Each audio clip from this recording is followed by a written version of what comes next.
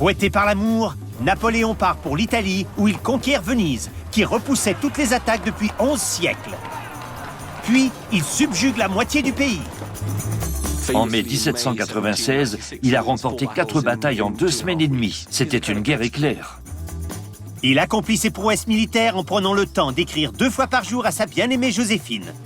Entend-il les violons de l'amour? Oh oui. Ces lettres regorgent de tendres sentiments. Mais ce qui est beaucoup plus intéressant, c'est ses rapports humains. Avec les femmes, déjà, il est bien entendu que c'est un homme pour qui l'amour n'existe pas. Il a là-dessus les paroles les plus nettes. En 91, il est jeune, il a 22 ans. Je fus jadis amoureux, dit-il. Jadis, ça devait être quand il avait 17 ans et qu'il était jeune officier à Valence, une demoiselle du Colombier. Je fus jadis amoureux, mais je sais à quoi m'en tenir. Je n'ai plus besoin de définitions métaphysiques qui ne font qu'embrouiller les choses. J'arrête là la citation. Puis encore un peu plus loin. Je nie son existence, l'amour. Je fais plus que la nier. Je dis que quand un homme s'imagine que l'amour existe, cela ne peut être que nuisible à son bonheur.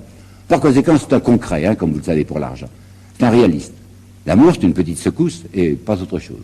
Qu'on ne l'ennuie pas avec des définitions métaphysiques, ça n'existe pas. C'est un homme pour qui les femmes sont un objet. Et bien, dans ses rapports humains, avec les hommes aussi, tous les hommes sont des objets. J'ai là-dessus un certain nombre de textes à vous apporter qui sont assez cruels. À Bourrienne, il va dire carrément ceci: je n'aime personne. À Roederer, le 12 novembre 1813, les femmes, je les compte pour rien. Mon fils, oui, un peu, encore qu'il soit de sang autrichien. Je suis l'homme du calcul sec. On nous raconte qu'il aurait versé des larmes, enfin qu'il aurait les yeux pleins de larmes lorsque Lannes, son ami Lannes, a été tué à Essling. Ben, écoutez comment il va parler de Lannes plus tard à Sainte-Hélène. Lannes, dit-il, il était comme né, et comme tous les autres. Il était prêt à m'ouvrir le ventre s'il y avait vu son intérêt.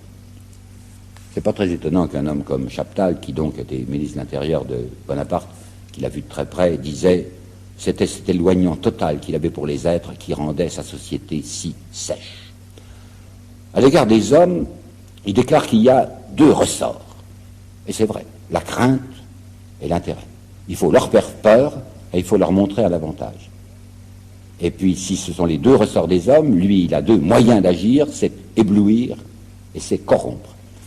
Éblouir, parce qu'il est là terriblement lucide, et il considère que l'âge mental de l'humanité, c'est quelque chose comme 10-12 ans. Et que par conséquent, plus on raconte des absurdités aux gens, plus ils y croient. Et quand on sourit de la manie qu'il a de donner des trites et des décorations, mais il dit, mais je sais bien ce que ça vaut, mais c'est avec ça qu'on fait marcher les hommes. L'éblouissement, les costumes. Il a l'impression que quand on épate les gens avec des dorures, c'est comme ça qu'on les a.